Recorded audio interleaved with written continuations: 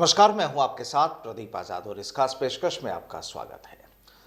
राजस्थान की सियासत में या यूं कहें कि कांग्रेस की सियासत में अब लगता है कि आने वाले जो कुछ दिन हैं या यूं कहें कि ये महीना फरवरी का जो महीना है और उम्मीद की जा रही है कि इस महीने के आखिर तक राजस्थान कांग्रेस की तस्वीर कुछ बदली बदली हो सकती है, ऐसी चर्चाएं हैं।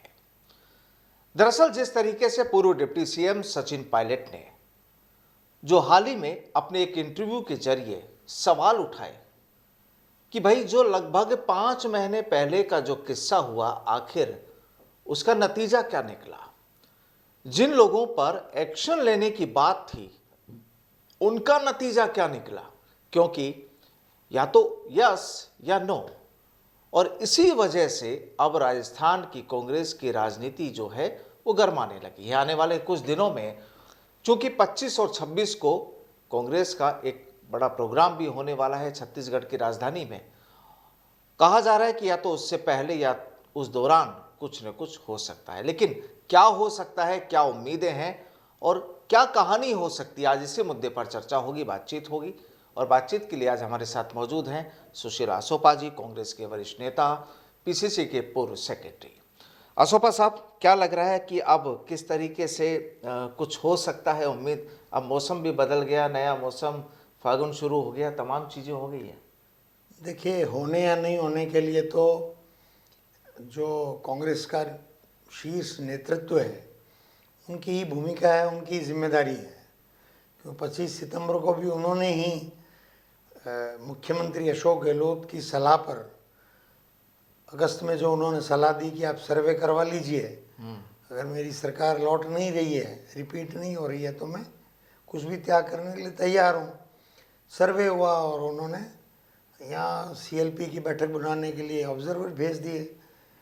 तो इसलिए दिल्ली को सारी बातें सब बार बार हो चुकी हैं, तो अब तो दिल्ली को तय करना है कि उनको राजस्थान में सरकार रिपीट करने के लिए क्या क्या कदम उठाने हैं, जिनकी ओर बार बार अलग अलग तरीके से खुद सचिन पायलट जी ने और अनेक विधायकों ने इंगित कर दिया है, इशारा कर दिया है, और बहुत सारे लोगों ने मिलकर भी उनको कहा ही होगा एक्शन उनको लेना है।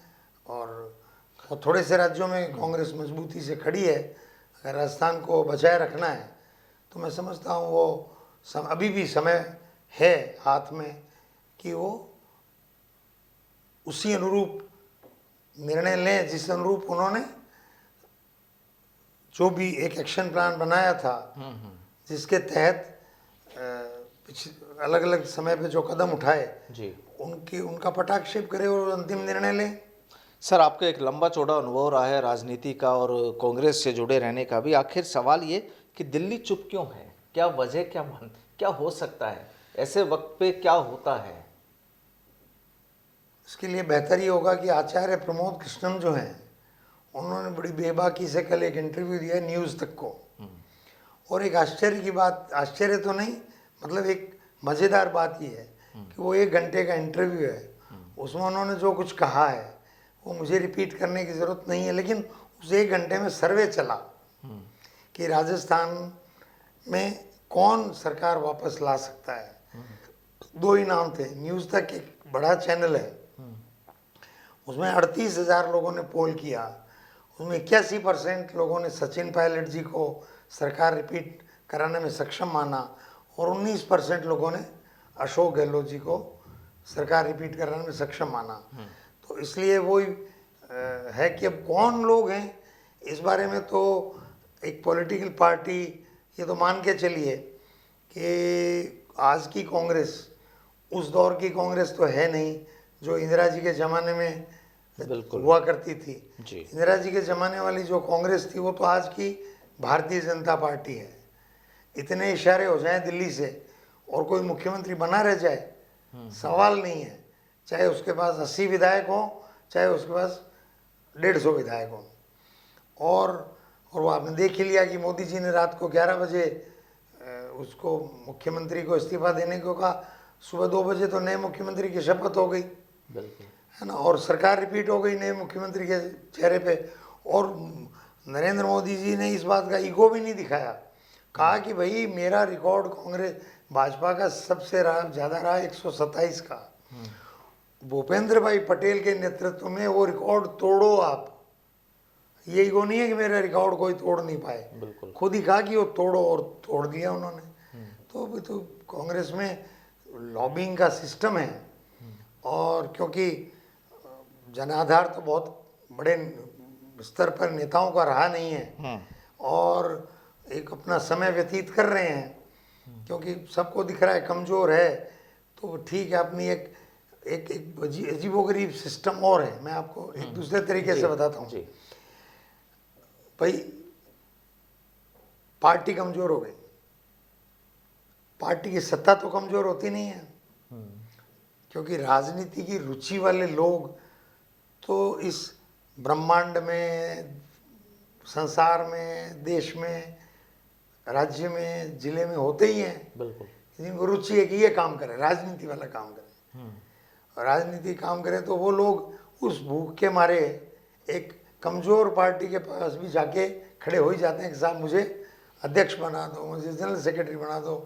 वो अपने मोहल्ले गांव में जनरल सेक्रेटरी प्रदेश कांग्रेस या जनरल सेक्रेटरी एआईसीसी, ये बात अलग है। उस जनरल सेक्रेटरी एआईसीसी को कोई जानता है नहीं जानता है, वो लोकसभा चुनाव जीत सकता है नहीं जीत सकता है, ये कौन पूछ रहा है। पार्टी के अंदर की सत्ता में ही सत्ता में बने रहो, ये भी एक इल्यूजन है, भ्रम है कि मैं सत्ता में हूँ, जनता सत्ता दे नहीं रही है। अब सचिन पायलट जैसे नेता खूब सारे हों तब तो जीर्णोद्धार हो, पुनरुत्थान हो। वो तो देखिए 1980 का जो बैच है कांग्रेस का, उसमें तो वो दमखम है नहीं कि वो कांग्रेस को खड़ी कर दें। और उस चुनौती जो 1980 बैच ने नेतृत्व को दे रखी है, उससे ये अगर टेक्टिकल तरीके से पार पाना चाहते हैं राहुल गांधी जी कि भाई वो अपने आप ही समझ लें गहलोत जी, अपने आप ही समझ लें दिग्विजय सिंह जी, अपने आप ही समझ लें भूपेंद्र सिंह जी, अपने आप ही समझ लें सिद्धारमैया जी। वो सिद्धारमैया जी तो आए भाई जनता दल एस से हैं, कांग्रेस कल्चर के। अपने आप ही समझ लें ओमन चांडी जी, आप समझ रहे हैं। सब लोग अपनी अपनी बुद्धि से खुद शर्मा शर्मी चल रही है, भाई अपने आप समझ लें, अपने आप कोई समझेगा नहीं, उनको एक स्टिक चलानी पड़ेगी। उससे पार्टी का नुकसान हो तो थोड़े दिन होगा नुकसान, सहन कर लो नुकसान, अब कौन सा फायदा हो रहा है। अल्टीमेटली आपको 2004 का बैच लाना पड़ेगा, क्योंकि 2004 के बैच के भी आपने 20 साल बर्बाद कर दिए, वो भी 20 साल आगे ही चलेंगे, उससे बियॉन्ड वो भी चलेंगे नहीं। 20 साल बाद भी जो उस समय के राहुल गांधी होंगे, या बूढ़े राहुल गांधी हो जाएंगे, आज 53 साल के हैं तो 73 साल के हो जाएंगे, तो उस समय के जो राहुल गांधी होंगे उनको भी नाम होगा, उनको भी 2024 का जो बैच होगा उसको आगे लाना पड़ेगा। ये सतत प्रक्रिया है। ऐसे इन बुजुर्गों को कंधे पे लादे रहो तो लादे रहो साहब, ये तो ऐसे ही अटखेलिया करेंगे, क्योंकि इनको तो पार्टी के अंदर की सत्ता में ही मजा आ रहा है, पैसा तो इनके पास है ही खूब कमाया हुआ।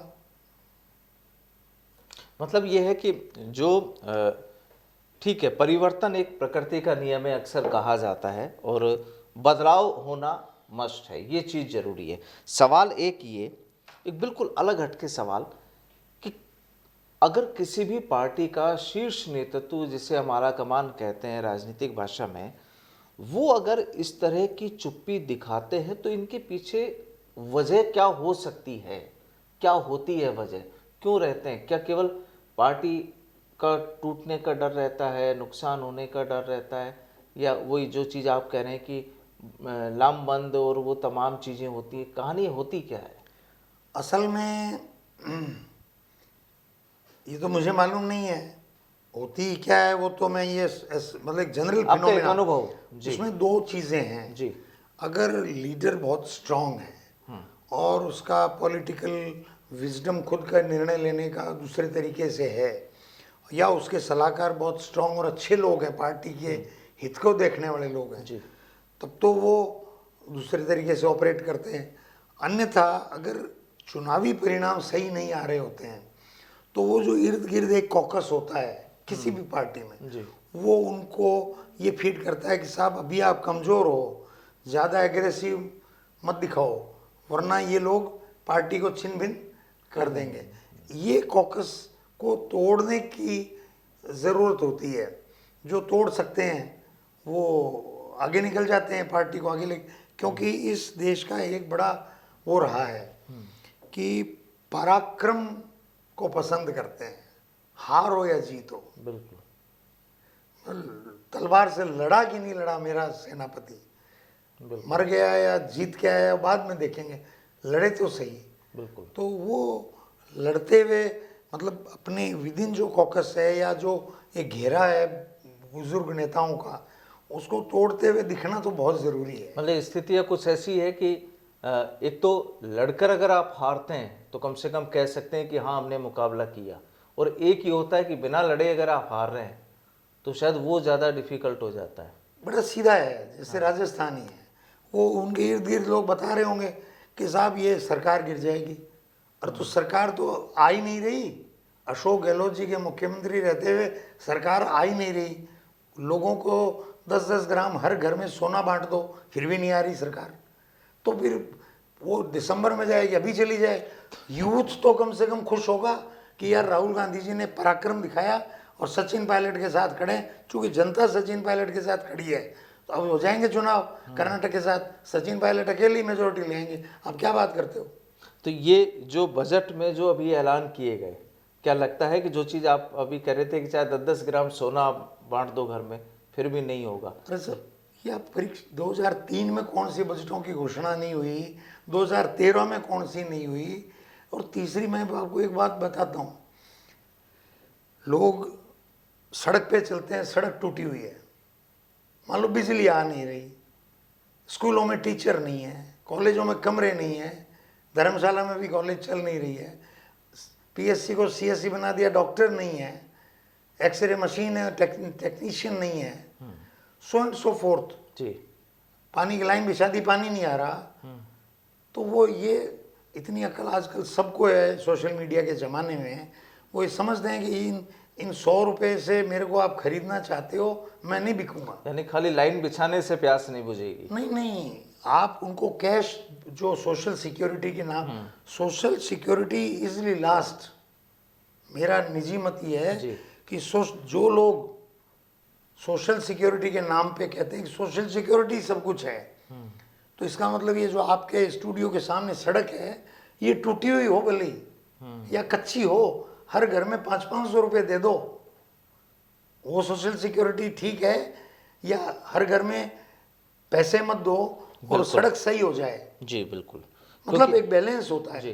तो हालात क्या हैं, आप अखबार पढ़िए, आपको हर जिले में, अभी जोधपुर तो खुद मुख्यमंत्री कह चुके हैं कि मेरे को शर्म आती है, मेरे जोधपुर की सड़कें कैसी है, कहा कि नहीं कहा, अपनी ही सरकार के रहते हो गए। और अभी 10 दिन पहले एक जोधपुर के ही भास्कर की मैंने कटिंग देखी थी कि बस में सो रहे थे, बस हिचकोले खा रही थी खड्डों से और से, तो बोले अरे उठ जाओ जोधपुर आएगी हो। समझ रहे हो? तो ये स्थितियां हो तो उनको आप पेंशन दे रहे हो, क्या सोशल सिक्योरिटी का नाम ले रहे हो? दीजिए आप सोशल सिक्योरिटी, पर उसके बदले में वोट चाहिए, लोग नहीं देने। तो कुल मिलाकर कहानी ये कि जब तक पायलट नहीं, कांग्रेस का राजस्थान में सियासी विमान नहीं उड़ सकता किसी हालत में। बिल्कुल।